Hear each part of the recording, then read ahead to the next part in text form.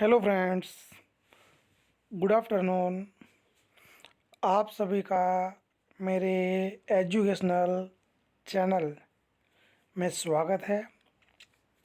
आज हम गुजरात माध्यमिक और उच्चतर माध्यमिक शिक्षा बोर्ड कक्षा 12 हिंदी मीडियम विषय अर्थशास्त्र, जिसके अंदर आज हम चैप्टर नंबर 8 कृषि क्षेत्र उसके बारे में हम पढ़ने वाले हैं। आज का हमारा जो चर्चा का विषय है, जिसका नाम है कृषि क्षेत्र का महत्व, हम उसके बारे में चर्चा करने वाले हैं। वैसे फ्रेंड्स, आप सभी लोगों को कृषि के बारे में जानकारी होगी, लेकिन उसके बावजूद उसके बारे में मैं आपको थोड़ी जानकारी देना चाहता हूँ। वैसे देखा जाए तो कृषि क्षेत्र विश्व के तमाम अर्थतंत्र में सबसे महत्वपूर्ण क्षेत्र माना जाता है। कहने का मतलब, विश्व के अंदर जितने भी देश हैं, उन सभी देशों के अर्थतंत्र में अगर सबसे महत्वपूर्ण क्षेत्र हो तो वे कृषि क्षेत्र माना जाता है। कृषि क्षेत्र के द्वारा देश में रहने वाले जो लोग हैं, उन लोगों की प्राथमिक ज़रूरतों को पूर्ण किया जा सकता है। लोगों को अनाज, सब्जी, फल, फूल जैसी उनकी जो प्राथमिक आवश्यकताएं हैं, उन प्राथमिक आवश्यकताओं को पूरा किया जा सकता है। इसके अलावा जो बड़े बड़े उद्योग हैं, उन बड़े बड़े उद्योगों को लिए जो हमें कच्चा माल चाहिए, जिसे हम अंग्रेज़ी में रॉ मटेरियल बोलते हैं, तो उद्योगों के लिए जो कच्चा माल चाहिए, वे कच्चा माल भी हमें कृषि क्षेत्र के पास से ही उपलब्ध होता है। विश्व के अलग अलग देशों में कृषि क्षेत्र की उत्पादन क्षमता हमें अलग अलग देखने को मिलती है।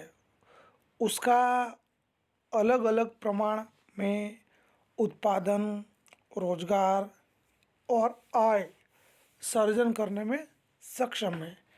कहने का मतलब, कृषि क्षेत्र के द्वारा आई थिंक उत्पादन किया जाता है। कृषि क्षेत्र के द्वारा लोगों को रोजगार उपलब्ध करवाया जाता है और कृषि क्षेत्र के द्वारा आय का निर्माण भी किया जाता है। अब हम पढ़ने वाले हैं कृषि क्षेत्र का महत्व, जैसे अंग्रेजी में कहेंगे इम्पोर्टेंस ऑफ एग्रीकल्चर सेक्टर। तो देखते हैं अब हम कृषि क्षेत्र का महत्व। वैसे देखा जाए तो भारत में कृषि क्षेत्र का महत्व प्राचीन समय से ही हमें देखने को मिलता है। भारत देश कृषि उत्पादन, रोजगार और निर्यात आय, उन सब में कृषि क्षेत्र पर आधारित है। उत्पादन की बात आती हो, रोजगार की बात आती हो या निर्यात आय की बात आती हो, उन सब में देश का अर्थतंत्र कृषि क्षेत्र पर आधार रखता है। भारत देश को इसी वजह से कृषि प्रधान देश के रूप में जाना जाता है। भारत देश के लिए कृषि क्षेत्र जीवन डोर के समान गिना जाता है। यूँ कहें तो गलत नहीं है कि कृषि क्षेत्र भारतीय अर्थतंत्र की लाइफलाइन है। कृषि क्षेत्र देश के लिए आई थिंक ऑक्सीजन का काम करती है। इसीलिए कृषि क्षेत्र को देश के अर्थतंत्र की रीढ़ की हड्डी या करोड़रज्जु के समान महत्व दिया जाता है। फ्रेंड्स, हम जानते हैं अगर इंसान को सीधा खड़े रहना है तो उसकी रीढ़ की हड्डी मजबूत होना आवश्यक है। इंसान की रीढ़ की हड्डी अगर सही ना हो तो इंसान सही से खड़ा नहीं रह सकता या तो फिर दूसरे जो कार्य हो कर सकता नहीं है। उसी प्रकार से हमारे देश के अर्थतंत्र की रीढ़ की हड्डी यानी कि कृषि क्षेत्र। भारतीय अर्थतंत्र के जो विभिन्न क्षेत्र है वे सभी कृषि क्षेत्र पर आधारित है। वैसे देखा जाए तो भारतीय अर्थतंत्र में होने वाली जो प्रवृत्ति है उन्हें हम तीन भागों में बांटते हैं: कृषि क्षेत्र, उद्योग क्षेत्र और सेवा क्षेत्र। तो ये जो उद्योग क्षेत्र है और जो सेवा क्षेत्र है वे भी आई थिंक कृषि क्षेत्र पर ही आधारित है। जिसके मुख्य कारण की बात हम करें तो उसका मुख्य कारण यह है कि भारत में अगर कृषि क्षेत्र उत्पादन के क्षेत्र में अगर निष्फल जाता है, कहने का मतलब कृषि क्षेत्र से पर्याप्त मात्रा में अगर उत्पादन ना हो तो अनाज, फल, फूल, सब्जियां जैसे इंसान की जो प्राथमिक आवश्यकताएं है, इंसान की जो जीवन जरूरी आवश्यकता है वो पूर्ण हो पाएगी नहीं। इसके अलावा उद्योगों को चलाने के लिए हमें जो कच्चा माल चाहिए वे भी हमें मिलेगा नहीं, क्योंकि उद्योगों को चलाने के लिए हमें जो कच्चा माल चाहिए वे कच्चा माल हमें कृषि क्षेत्र से मिलता है। और अगर ऐसी परिस्थिति में अगर निर्माण होती है तो ऐसी परिस्थिति में लोगों को पर्याप्त मात्रा में कृषि जन्य चीज़ वस्तुएं उपलब्ध हो पाएगी नहीं। और अगर उपलब्ध होगी तो उसके लिए लोगों को उसके बहुत ही ऊंचे दाम चुकाने पड़ेंगे, जिससे लोगों का जीवन बहुत ही प्रभावित होगा। तो कहने का मतलब कि कहीं ना कहीं लोगों के जीवन पर भी प्रभाव पड़ता है। अगर कृषि क्षेत्र में पर्याप्त मात्रा में उत्पादन नहीं होता है तो लोगों को आई थिंक जीवन जरूरी जो भी वस्तुएं होती है, लोगों की जो प्राथमिक आवश्यकताएं होती है वे पूर्ण नहीं हो पाती। उद्योगों को जो रॉ मटेरियल चाहिए वो पर्याप्त मात्रा में नहीं मिल पाता है, जिसकी वजह से आई थिंक उसका प्रभाव लोगों की जीवन शैली पर पड़ता हुआ देखने को मिलता है। ऐसी परिस्थिति में लोगों को जो कृषिजन्य वस्तुएं हैं वे कृषिजन्य वस्तुओं से वंचित रहना पड़ेगा। अगर वस्तुएं उपलब्ध भी होगी तो वे वस्तुएं बहुत ही ऊंचे दाम पर लोगों को उपलब्ध होती है और उसकी वजह से सभी लोगों को वे उपलब्ध हो पाती नहीं है। थोड़ा आगे की बात करें तो हमारे देश की जो कुल जनसंख्या है उस कुल जनसंख्या का एक बहुत बड़ा हिस्सा आज भी ग्रामीण विस्तारों में निवास करता है। आंकड़ों के हिसाब से बात करें तो 2011 की जनगणना के अनुसार हमारे देश की 68.8% आबादी आज भी ग्रामीण विस्तार में रहती है। और ग्रामीण विस्तारों में रहने वाले ये जो लोग हैं उन लोगों का मुख्य व्यवसाय कृषि है। कृषि पर ही उनका पूरा जीवन टिका हुआ है। तो इस पे से हम कह सकते हैं अगर कृषि उत्पादन निष्फल जाता है तो उसकी वजह से देश की कुल जनसंख्या का एक बहुत बड़ा हिस्सा प्रभावित होता है। इन शॉर्ट जो जनसंख्या ग्रामीण क्षेत्रों में रहती है वो जनसंख्या इससे प्रभावित होती है। देश की कुल जनसंख्या के विशाल जन समुदाय की आय पर विपरीत असर होता है। तो उससे जिन औद्योगिक चीज़ वस्तुओं का वे उपभोग करते हैं, उन औद्योगिक चीज़ वस्तुओं की मांग भी घट जाती है। वैसे फ्रेंड्स, बात तो सही है।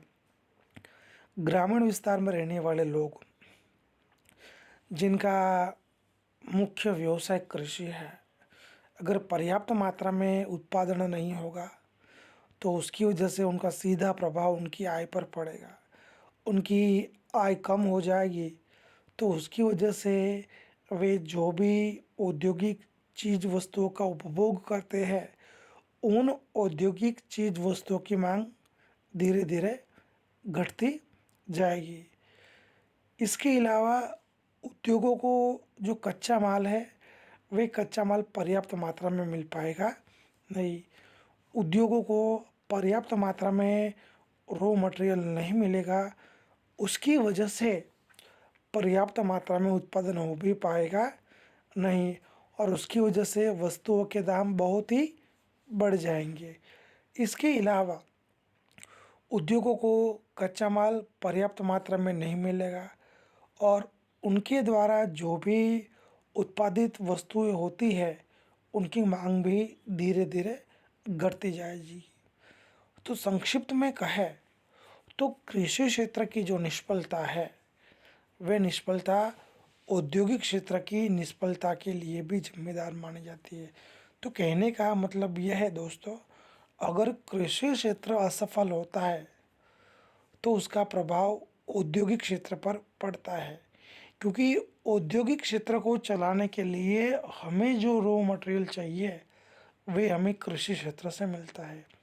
जब कृषि क्षेत्र से हमें कच्ची माल सामग्री नहीं मिलेगी तो उद्योग चलने वाले नहीं हैं।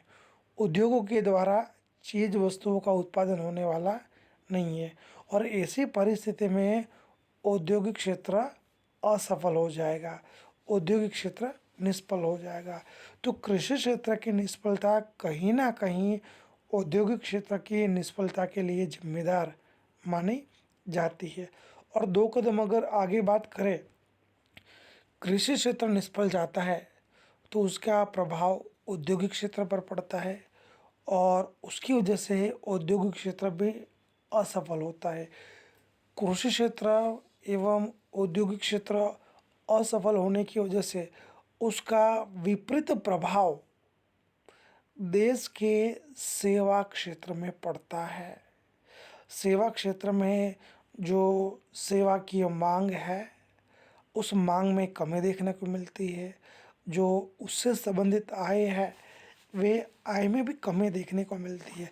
तो कहने का मतलब कि हमारे देश की जो अर्थव्यवस्था है, उस अर्थव्यवस्था को टिकाए रखने के लिए एग्रीकल्चर फील्ड का डेवलपमेंट होना ज़रूरी है। अगर कृषि क्षेत्र का सही मायने में विकास नहीं हो पाएगा तो उसका प्रभाव औद्योगिक क्षेत्र पर पड़ेगा। कृषि क्षेत्र और औद्योगिक क्षेत्र असफल होने की वजह से जो सेवा क्षेत्र है, वो सेवा क्षेत्र भी आई थिंक असफल होगा, और इस प्रकार देश की जो अर्थव्यवस्था है, वो अर्थव्यवस्था तहस नहस हो जाएगी। इसीलिए हम ऐसा कह सकते हैं कि भारत देश में अगर कृषि क्षेत्र निष्फल जाए तो देश की जो अर्थव्यवस्था है, वह संपूर्ण रूप से अस्त व्यस्त हो सकती है।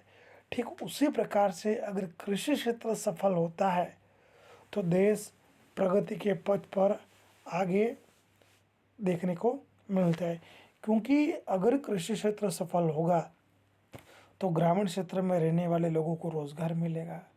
रोज़गार मिलने से आमदनी बढ़ेगी, वे लोग ज़्यादा से ज़्यादा मात्रा में औद्योगिक चीज़ वस्तुओं का उपभोग करेंगे, जिसकी वजह से औद्योगिक वस्तुओं की मांग बढ़ेगी। इसके अलावा औद्योगिक क्षेत्र में उत्पादन करने के लिए हमें जो कच्चा माल चाहिए, वो कच्चा माल भी कृषि क्षेत्र से ज़्यादा मात्रा में मिलेगा।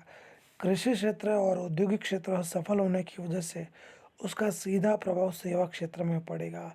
सेवा की मांग दिन प्रतिदिन बढ़ती जाएगी, और उसकी वजह से उसकी आय में भी बढ़ोतरी देखने को मिलेगी।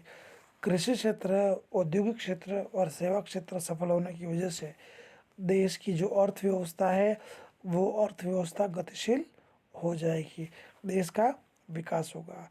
इसी वजह से कृषि क्षेत्र को देश की रीढ़ की हड्डी या तो करोड़रज्जु के समान माना जाता है। फ्रेंड्स, थोड़ा आगे देखें तो भारत में ईस्वी सन 1956 यानी दूसरी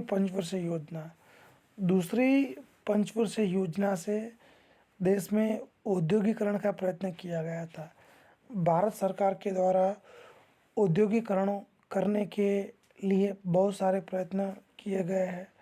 भारत सरकार के द्वारा औद्योगिकरण को बढ़ावा देने के लिए जो भी प्रयत्न किए हैं, उन सभी प्रयत्नों के बावजूद भी आज भी भारत देश को एक कृषि प्रधान देश गिना जाता है।